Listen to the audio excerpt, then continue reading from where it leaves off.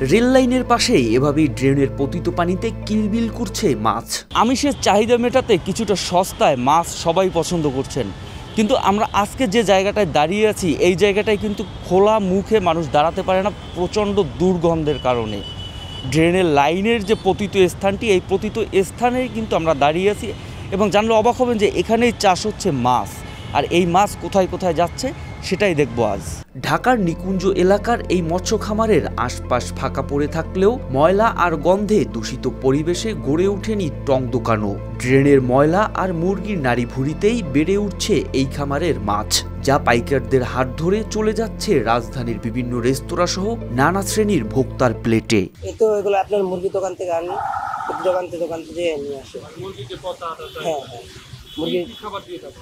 এটার ভিতরে আপনার মুরগির ভুঁড়ি আর হলো আপনার চামড়া, গলার ভিতরে আবার খাবারের যেগুলো থাকে এগুলো। মাছের আপনার পাইকারি দেওয়া যায়। এমন দৃশ্য দেখে পথচারীরা বলছেন মাছের নামে ময়লা খাচ্ছে মানুষ।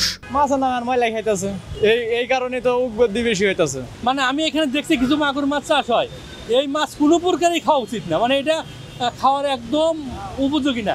এই মাছগুলো এরা যা খাবার দেয় বা এখানে যা হইতেছে এইটা খাওয়ার উপযোগী জিনিস না। আর খামারটির কর্মচারী জানালেন তিনি নিজে কখনো এই মাছ প্লেটে তুলেননি।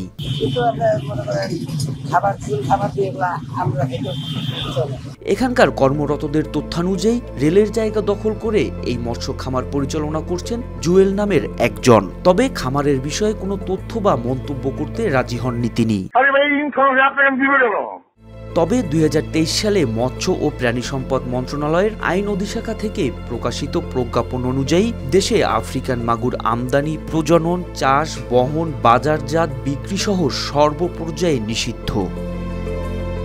মৎস্য অধিদপ্তরের নীরবতায় এভাবেই খোদ ঢাকায় ড্রেনের ময়লা আর মুরগির নাড়িভুড়ি খেয়ে যে মাছ বেড়ে উঠছে সে মাছই যাচ্ছে আমিষভোজী সবার খাবার প্লেটে।